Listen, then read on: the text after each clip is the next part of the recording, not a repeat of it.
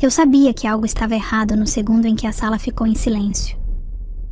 Minha filha tinha acabado de tocar piano.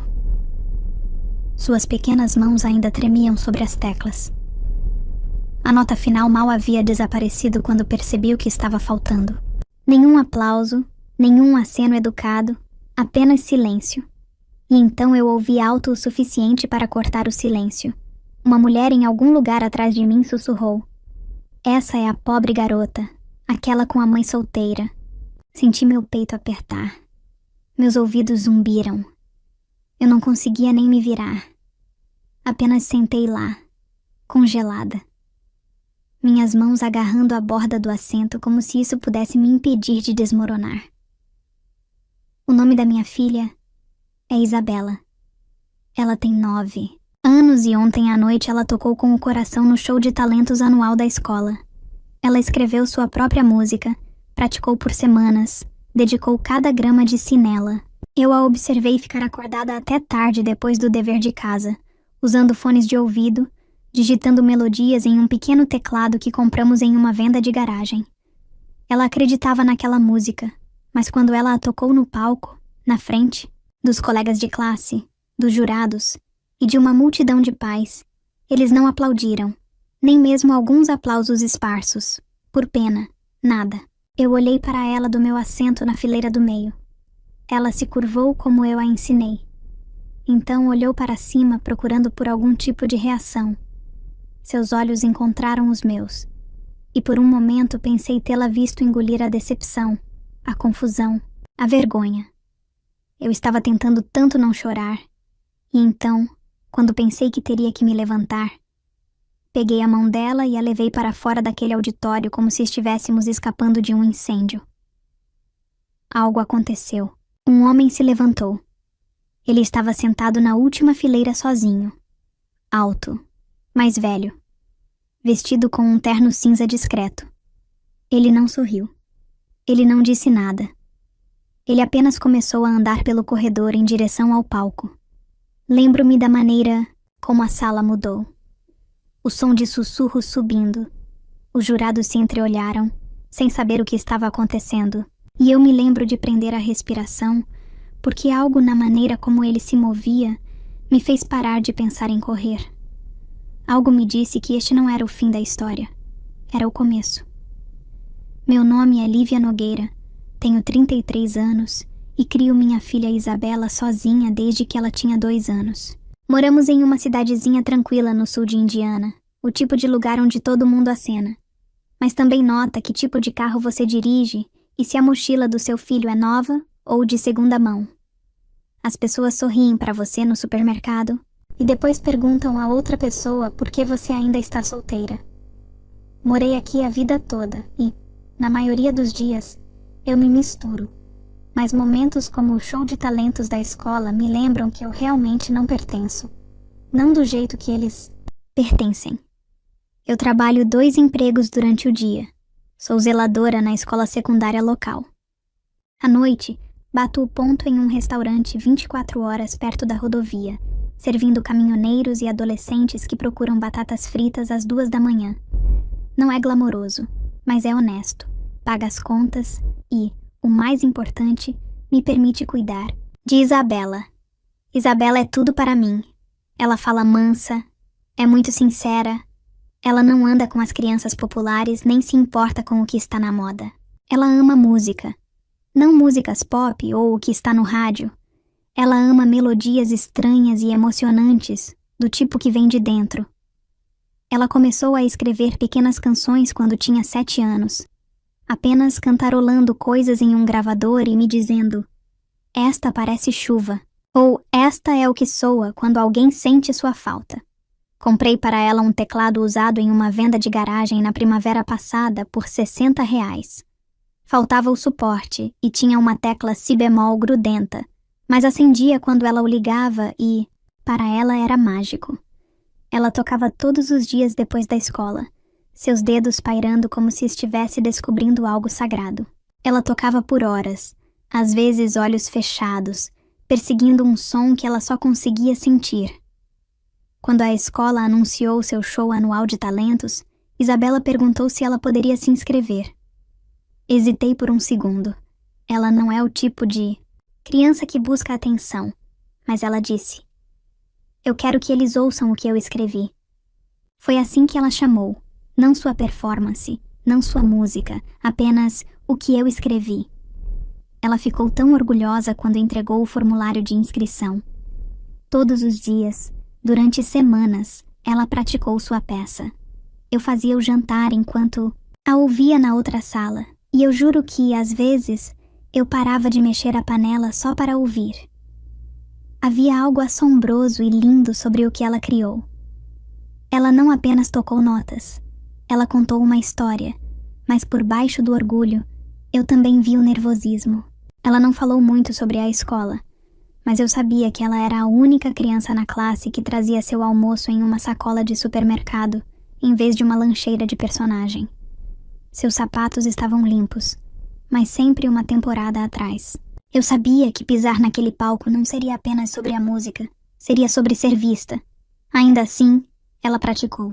Ela me pediu para trançar seu cabelo legal, mas não como se eu estivesse me esforçando demais.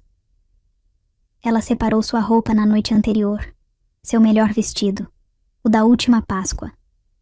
Costurei a bainha rasgada à mão. Ela olhou no espelho e sorriu para si mesma. Na noite do show, chegamos cedo. O auditório estava lotado. Crianças corriam pelos bastidores com fantasias brilhantes e colãs de lantejoulas.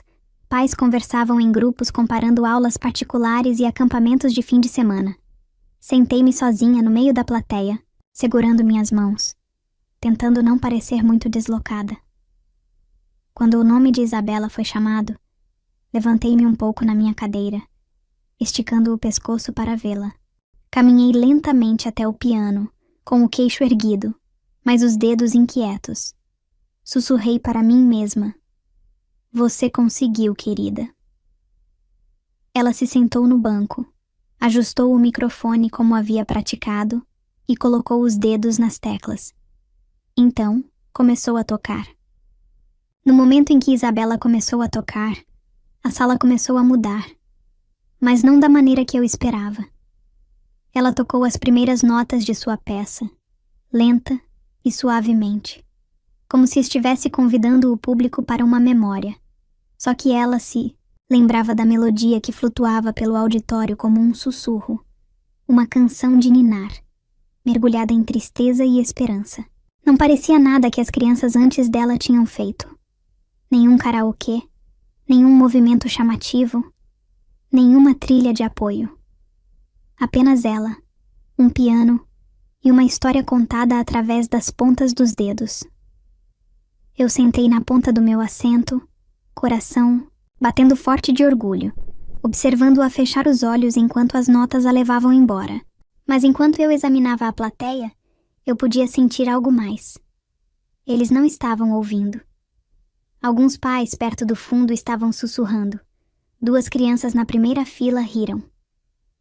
Um dos jurados, aquele com o blazer enorme e prancheta, olhou para o telefone e começou a digitar. A mulher ao meu lado tirou um maço de chicletes, como se estivesse esperando um elevador.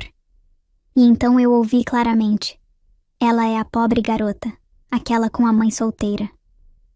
As palavras não atingiram meus ouvidos. Elas atingiram minha espinha. Eu me virei ligeiramente, tentando ver quem disse isso. Mas eu não precisava. Eu já conhecia o tipo. Alguém que nunca teve que explicar ao filho por que o Papai Noel só trazia um presente. Alguém que nunca teve que escolher entre consertar o carro e pagar taxas de excursão. Mordi o interior da minha bochecha com força suficiente para sentir o gosto de metal. Eu queria me levantar para defendê-la, gritar: "Ela é mais do que qualquer história que você inventou sobre nós." Mas eu não conseguia. Minhas pernas não se moviam. Meu corpo estava travado no lugar. Meu pulso batia forte na minha garganta. Isabela continuou tocando. Suas mãos nunca vacilaram. Ela se dedicou a cada nota como se importasse, como se alguém lá fora fosse entender. Mas não entenderam.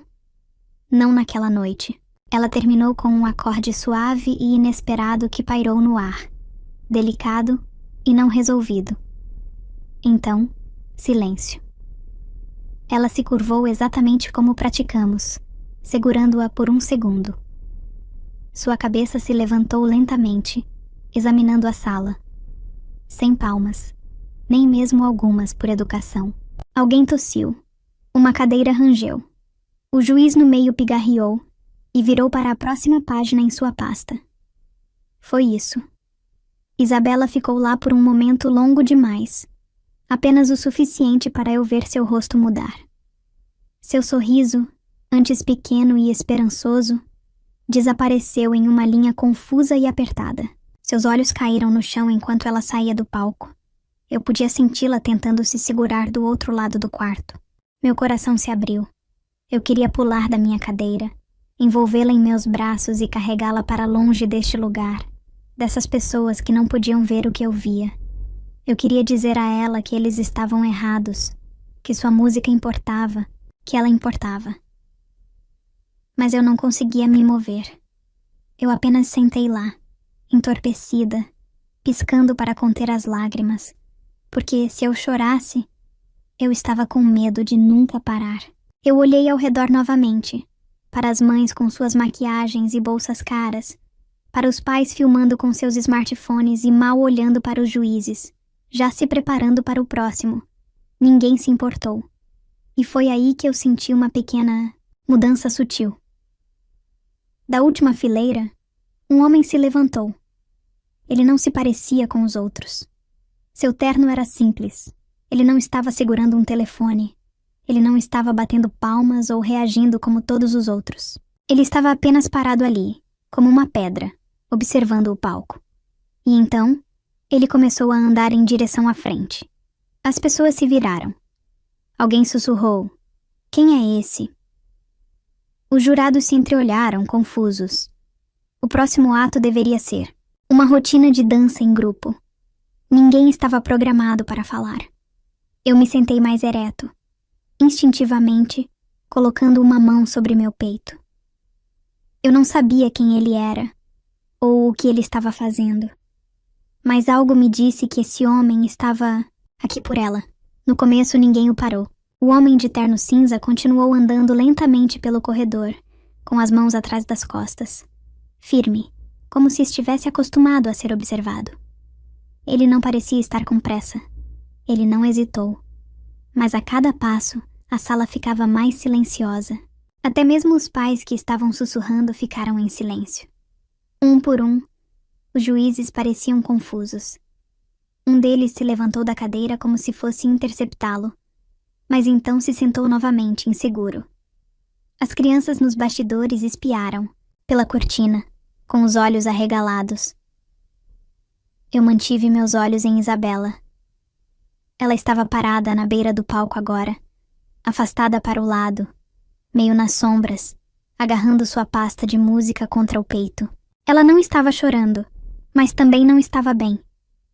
Sua boca estava apertada e seus ombros estavam curvados para dentro, como se ela estivesse tentando se dobrar em uma forma menor. O homem chegou à frente da sala e se virou para encarar os jurados. "Com licença", ele disse, sua voz calma, mas firme. "Tudo bem se eu pegar emprestado o microfone por um momento?" Isso foi tudo o que ele disse. Nada dramático, nenhum grande discurso. Apenas um simples pedido respeitoso. A sala ficou congelada. Um dos juízes, um jovem de blazer marrom, olhou para os outros e então deu um aceno quase imperceptível. Um estudante voluntário entregou o microfone ao homem, sem dizer uma palavra. Ele caminhou lentamente até o centro do palco, virou-se para a multidão e levantou o microfone. "Meu nome é Professor Augusto Leal", disse ele. "E eu não deveria estar aqui esta noite. Meu voo para casa foi cancelado, então vim assistir a minha neta se apresentar. Mas então ouvi algo que me paralisou." Ele fez uma pausa. A sala se inclinou. "Passei minha vida ensinando piano na escola Harmonia.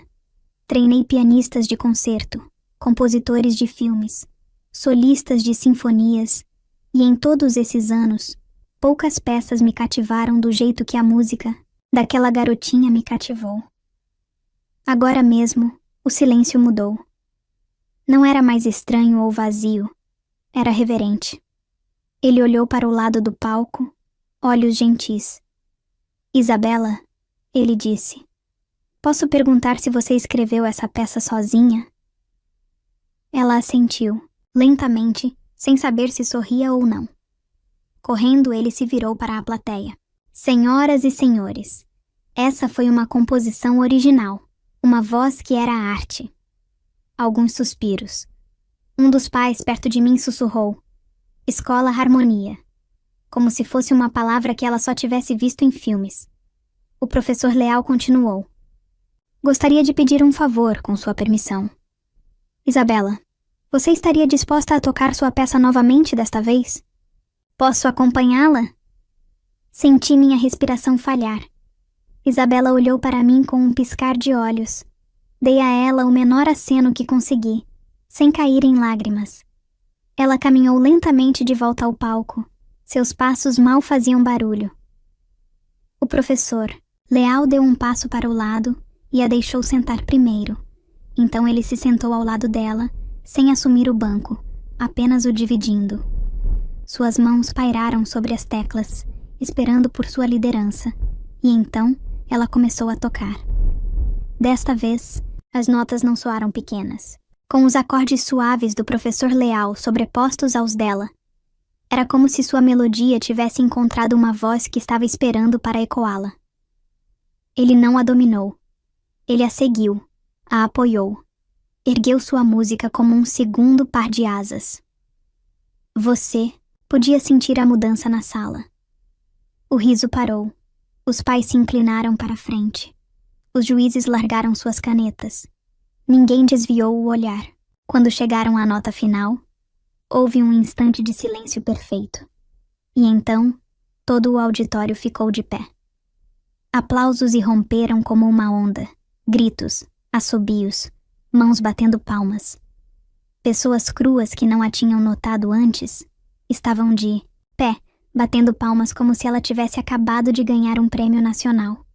Telefones estavam desligados, gravando. Eu vi uma jurada enxugar os olhos. Eu também fiquei de pé, batendo palmas com tanta força que doeu. Isabela.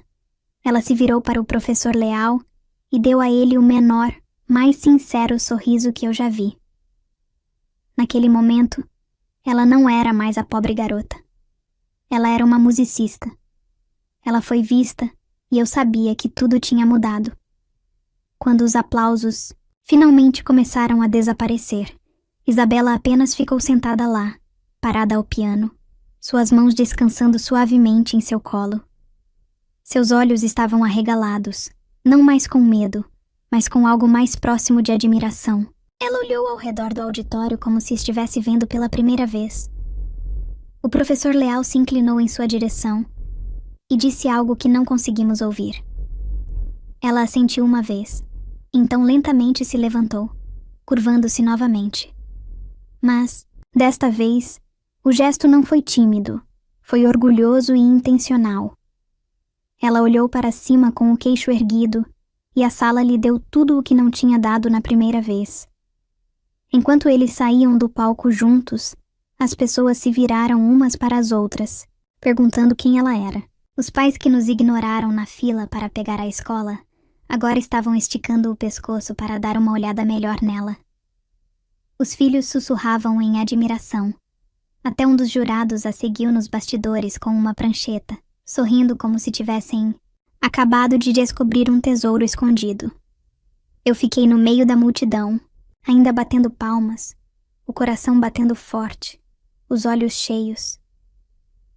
Eu não me importava com o que alguém pensava de mim. Naquele momento, tudo o que vi foi minha filha sendo vista. Não pelo que não tínhamos, mas por quem ela era. Quando ela desceu do palco, ela correu direto para os meus braços. Eu fiz isso. Ela sussurrou no meu peito. Eu não conseguia falar, apenas a abracei mais forte. O professor Leal veio um momento depois, sorrindo. Ele estendeu a mão para mim.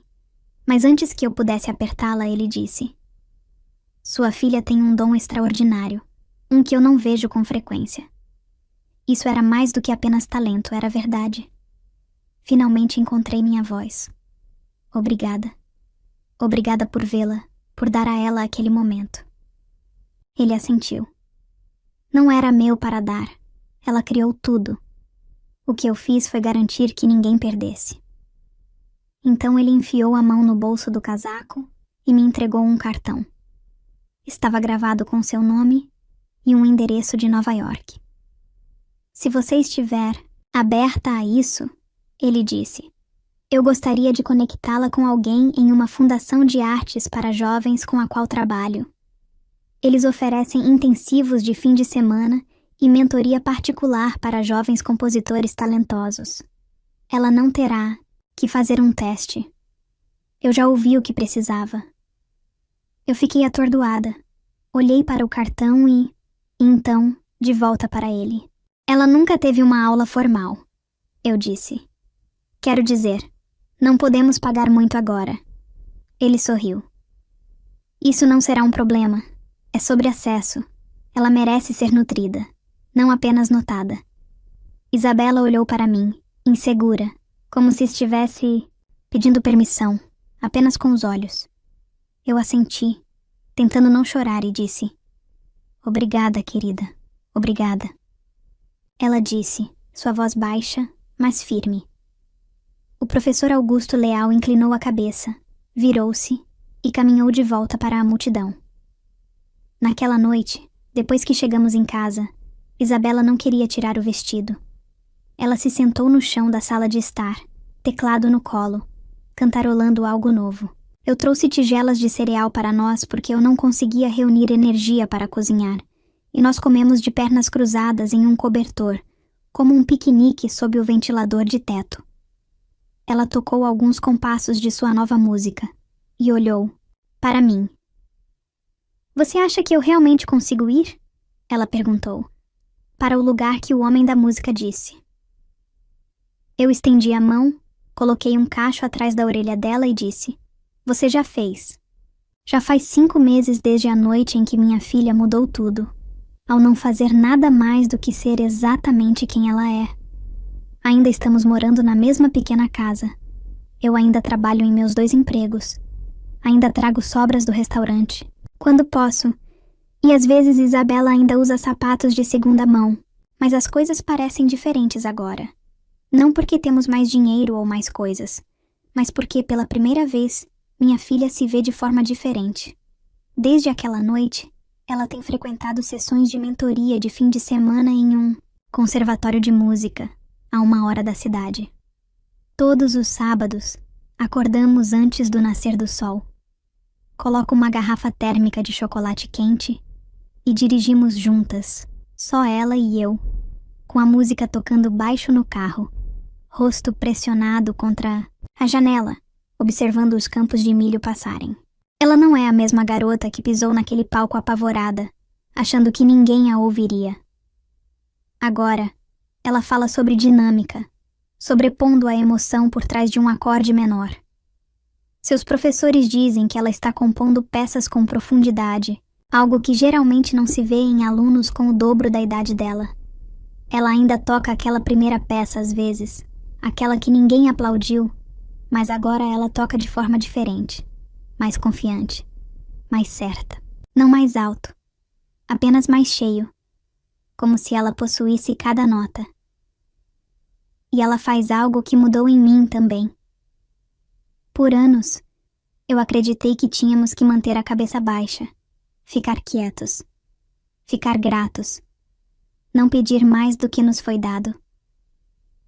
Pensei que se eu pudesse protegê-la do julgamento, do fracasso, de ser diferente, isso seria o suficiente.